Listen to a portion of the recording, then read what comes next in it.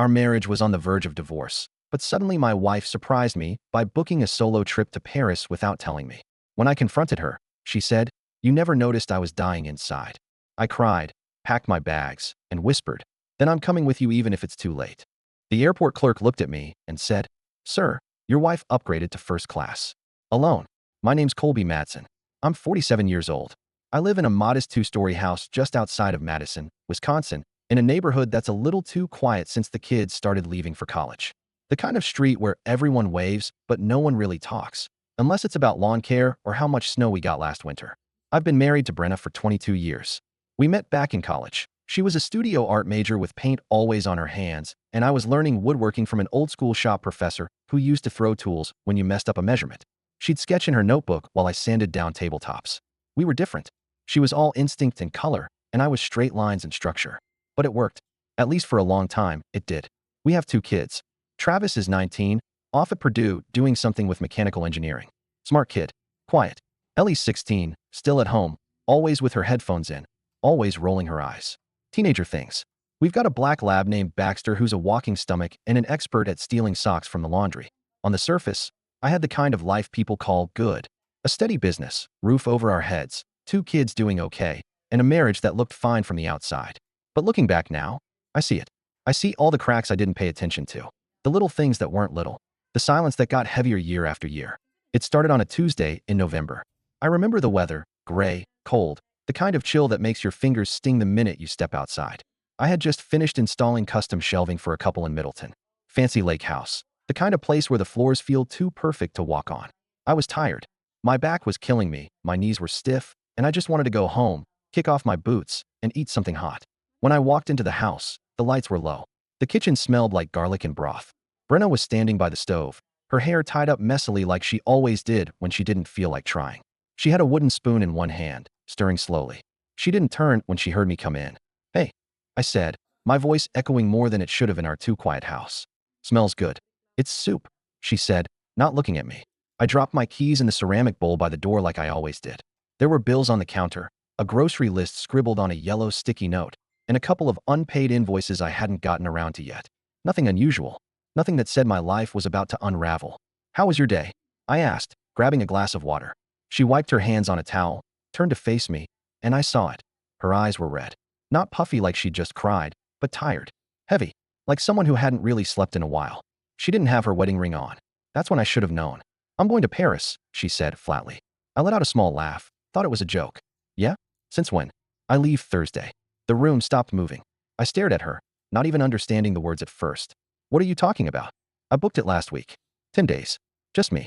It wasn't a joke. She walked over to the counter, opened her laptop, and turned it so I could see the confirmation email. Plane tickets. Hotel. It was all real. "Brenna, what the hell is this?" I asked, louder than I meant to. "I needed to do something," she said. "Something for me." Without telling me, I didn't think I had to anymore. That cut deeper than anything she could have said. I felt like the air had been sucked out of the room. My chest ached and my legs went weak. I sat down at the kitchen table, stunned. "I don't understand," I said, softer now. "You wouldn't," she replied. "That's the problem." The next 2 days were a blur. I went to work, but I didn't really do anything. I showed up at job sites, stood around, and stared at blueprints I couldn't focus on. I went through the motions, answered emails, paid bills, made dinner for Ellie, who barely noticed anything was off, and watched Brenna quietly pack her suitcase at night. She didn't ask if I was okay. I didn't ask if she was serious. We just coexisted. I sat on the edge of the bed one night while she folded sweaters into her luggage. "You're really doing this," I said. "I already did," she replied. "But why?" She paused, hand resting on a folded scarf. "Because I feel like I'm disappearing. Like I don't exist in this house anymore." "That's not true." "It is, Colby. You just don't see it. You don't see me." That hit harder than anything. Because she was right. I hadn't seen her in a long time, not really. I'd seen her in the kitchen, in the laundry room, dropping Ellie off at school, sitting on the couch scrolling on her phone. But I hadn't looked at her. Hadn't asked how she was feeling, what she needed, what she was missing. I thought I was doing everything right by showing up, by working hard, by staying loyal. But I missed the part where she was slowly breaking inside. Thursday morning came too fast. She was quiet on the way to the airport. I gripped the steering wheel so hard my knuckles turned white. I didn't know what to say. My heart felt like it was cracking open inside my chest. We pulled up to the curb, and she looked over at me. "I'll call when I land." I nodded. My throat was too tight to speak. She got out, grabbed her bag, and walked into the terminal. I sat there for a full minute before the urge hit me like a punch in the gut. I parked the truck and ran. Ran through the automatic doors, past security signs, and up to the nearest ticket counter. Paris, I said, out of breath. Next flight. Anything. The woman behind the counter blinked, then started typing. We've got one seat left. First class. I didn't even think. I'll take it. She kept typing, then paused. Actually, your wife just upgraded to that seat. This morning. I stood there like a ghost. My body felt numb. My mouth went dry. She booked first class. Alone? I asked. Yes, sir. The world felt like it tilted. Like I'd been living in a version of my marriage that only existed in my head. I ended up on a later flight, cramped in the back next to a man who coughed the entire way and a woman who played Candy Crush with the sound on. 10 hours of silence and turbulence and thinking about how badly I had failed. When I landed in Paris, the light outside was gray, but the city was alive in a way I hadn't expected. There were people everywhere, talking fast, drinking coffee at little sidewalk tables, walking with purpose. And there was Brenna, standing near a cafe with a paper cup in her hands and that scarf wrapped around her neck. She looked different. Not younger, not happier, just clearer, like someone who had finally exhaled after holding their breath for years. She looked surprised to see me. You came, she said quietly. I nodded. I couldn't let you leave like that. Not without trying. Her eyes softened, but her posture didn't. I needed space. I know, but maybe I needed to see that too. We didn't hug, didn't kiss, just started walking together, side by side. We didn't stay in the same room. She made that clear. We didn't pretend we were fine. We just existed near each other in a foreign city, trying to remember who we were before the kids, before the routines, before the resentment quietly started building walls between us. I walked the streets alone, drank espresso even though I hated it, watched strangers talk like their lives were on fire, and wondered when we had stopped burning. She visited galleries, sketched in a notebook I hadn't seen in years. She stopped wearing makeup, started wearing boots again. She smiled at things, small things, like a street musician playing a cello near the river, or the smell of bread in the mornings. I started noticing things too, like how beautiful she still looked when she was lost in thought, like how many years had passed since she'd last laughed around me, like how much of her life I'd missed while I thought I was doing the right thing by just being there. That night in the Marais, over a dinner of roasted chicken and red wine in a tiny restaurant with flickering candles, I finally asked her the question that had been sitting in my chest for days. Did you come here to leave me? She looked down at her plate, then back up at me. Her eyes were wet, but steady. I came here to remember who I am. I don't know if that person still fits in the life we have. And just like that, everything felt fragile. I nodded, not because I agreed, but because I understood. Or at least I was trying to. That night after dinner, we didn't go back to the hotel together. She walked one way, and I walked the other. I wandered through side streets, the ones lined with shuttered boutiques and dim street lamps. Paris was beautiful, but there was something deeply lonely about it too, especially when you were carrying the weight of 22 years that might not make it to 23. I stopped at a bench by the Seine, sat there in the cold, watching the reflection of the lights ripple over the water. My hands were stiff from the wind, but I couldn't bring myself to move. I must have sat there for an hour, maybe two, replaying everything in my head. The birthdays I missed because of work, the way I used to talk over her without realizing, the nights I'd sit in the garage with a beer, avoiding the silence in the house, and then all the smaller things. The time she cried after dropping Travis off at college, and I told her she was being dramatic. The time Ellie got sick and I didn't get up to help because I had an early job the next morning. The anniversary I forgot. The morning she told me she was feeling off, and I just grunted and grabbed my tool belt. I didn't cheat. I didn't hit. I didn't yell. But I neglected. I coasted. And I think part of me always assumed Brenna would just stay. Because she always had. The next morning, I found her at a cafe not far from the hotel. She was sitting alone, sipping something from a ceramic mug, sketchbook open in front of her. She didn't look up when I sat down. I thought about flying home early, I said. She glanced at me. Why didn't you? Because I think I'm supposed to be here. Even if you don't know what you want yet. She didn't say anything right away. Just turned the page in her sketchbook and started a new drawing. Her hand moved carefully, like it had muscle memory her mind had long forgotten. I looked at the page. She was drawing the railing of the balcony outside the cafe. It was nothing special, just twisted black iron, but she saw the details. She always had. I was the one who'd stopped looking. I don't hate you, Colby, she said finally. But I don't know if I love you like I used to. The words should have gutted me. And they did. But they also felt honest. Honest in a way we hadn't been in years. I can live with that, I said, even though it felt like swallowing glass. For now. She nodded once, then closed her sketchbook. Over the next few days, we settled into something strange. Not quite tourists. Not quite partners. Two familiar strangers exploring a city we didn't know, while quietly trying to figure out whether we still belonged to each other. Some moments felt almost normal. We laughed one afternoon at a street performer juggling wine bottles. We shared a bottle of Merlot at a bar tucked behind an old church. She told me about a dream she had where she lived in a little apartment in Paris and painted all day, and I didn't tell her I wasn't in the dream. I just listened. Other moments were sharp, awkward, like when I reached for her hand crossing a busy street, and she pulled it away, almost without thinking. Or when we bumped into an American couple on the metro who asked if we were on our honeymoon, and neither of us answered. We didn't sleep together. Not once. We didn't even touch. There was a wall between us, not built from one big betrayal, but 100 little absences. One night, 4 or 5 days in, we walked back to the hotel after dinner in silence. It had started to drizzle. I offered her my coat, and she took it without looking at me. Outside the hotel, she paused before going in. "Do you remember when we used to stay up until 2 in the morning talking about nothing?" she asked. "Yeah," I said. "I remember. I miss that." "Me too." She stared at the ground, then looked back up at me. "I'm not the same person I was back then." "I know," I said. "Neither am I. But I think maybe we could meet each other again. Like now, as we are." She didn't respond, just nodded once and disappeared through the hotel doors. I stood there a while, watching the rain darken the pavement, wondering what it meant that she didn't say no. Back in my room, I couldn't sleep. I lay there thinking about our life. The good parts. The hard ones. I thought about when Brenna used to fall asleep on my chest during movies. When we decorated the nursery for Travis and she painted stars on the ceiling. I thought about the way she used to hum when she made pancakes on Saturday mornings, the kind with chocolate chips shaped like smiley faces for the kids. And then I thought about when that humming stopped. The next morning, Brenna wasn't at the cafe. I looked for her at the bakery down the street, the park bench near the museum, even the bookstore we'd stumbled into 2 days earlier. Nothing. Finally, I went back to the hotel and knocked on her door. No answer. I knocked again, harder this time. The door opened a crack. Her eyes were puffy, face pale. "Are you okay?" I asked. She nodded slowly. "I didn't sleep." "Me either." She stepped aside and let me in. The room smelled like lavender and old radiator heat. Her suitcase was open on the bed, clothes half-packed, sketchbook on the floor. "I had a dream last night," she said, "that I was on a train, and you were on the platform, and I just watched you disappear." "What did it mean?" "I don't know," she said, "but it felt like goodbye."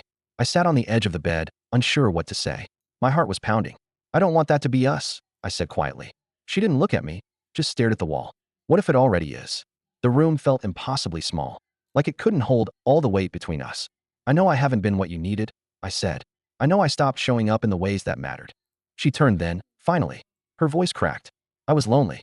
Every day, even when you were sitting right there beside me." I nodded. I didn't argue. I couldn't. "I don't need big gestures," she continued. "I just needed you to notice." "I see you now," I whispered. "And I'm not going to stop." Her lip trembled.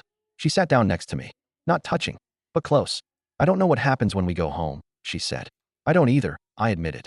"But I want to find out." That night, for the first time in what felt like years, we didn't talk about the kids or the bills or the schedules. We talked about who we were, who we used to be, who we might still become. We didn't fix everything. Nothing was solved. But the silence felt different. Like a beginning instead of an ending. We flew home in separate seats. She didn't ask me to change mine, and I didn't try. There was something respectful about that space now, like we both knew we weren't ready to pretend things were fine.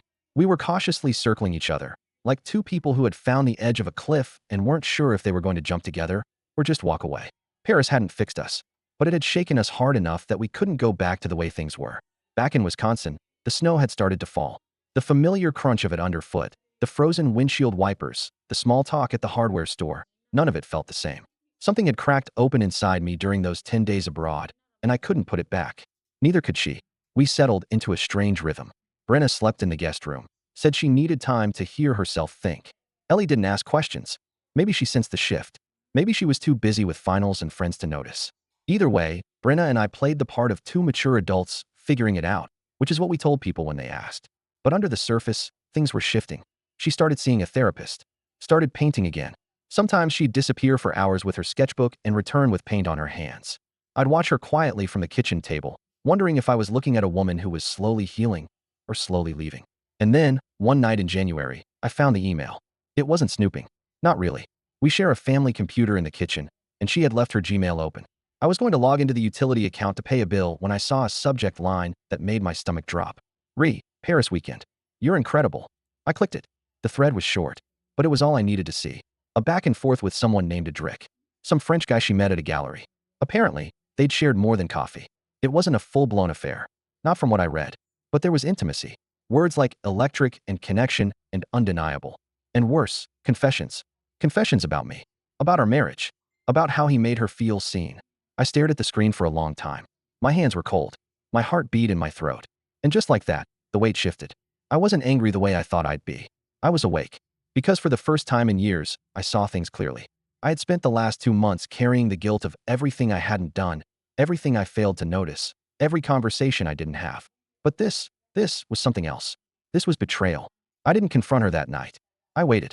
Instead, I started planning. Not with yelling or dramatic ultimatums. That wasn't me. That wasn't Brenna either. But I had spent years building things with my hands.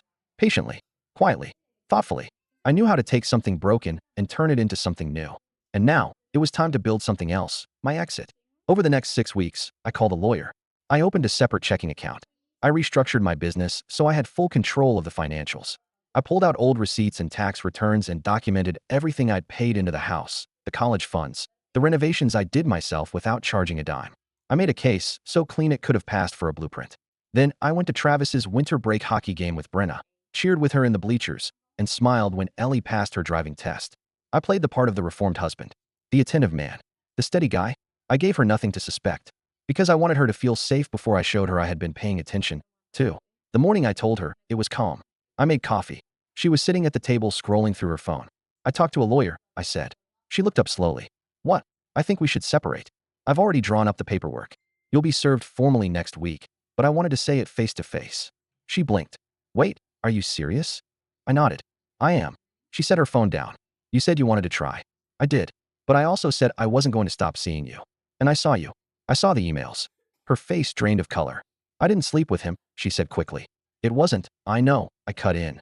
But it was enough. You found someone else to confide in. Someone else to see you. And that's fine. But I deserve that too. She went quiet. I've put a lot of thought into this, I continued. You'll keep the house. I'll move out. Ellie stays here until she graduates. We split everything else. And I'll be keeping the business. I've already arranged to buy out your portion. Her mouth opened slightly. You can't. I can. And I did. You stepped out of the marriage emotionally long before Paris. This is just me catching up. She swallowed. I saw a flicker of something. Shock? Regret? Maybe both. I stood up, dropped the envelope on the table, and said what I'd been waiting to say since the moment I saw that email. You wanted me to see you? I do. And I also see that I deserve more. And then I walked out. I moved into a loft downtown. Nothing fancy, but the light's good and it's close to the workshop.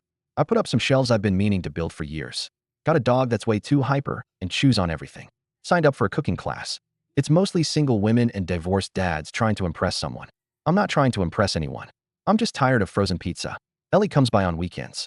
We make tacos and watch bad reality shows. She doesn't ask questions. She just hugs me tighter now when she leaves. I think she knows more than she lets on. I started dating again, slowly, carefully. I'm not in a rush. I'm learning how to ask questions, how to listen, how to be curious about someone else's life instead of just surviving my own. Brenna texted me last week. Just a photo of a painting she'd finished. It was a landscape, a cold river, 2 trees bent toward each other but not touching. I didn't reply. I just stared at it for a long time, then deleted it. Because here's the thing about revenge. It doesn't always have to be fire and fury. Sometimes, the most satisfying kind is silence.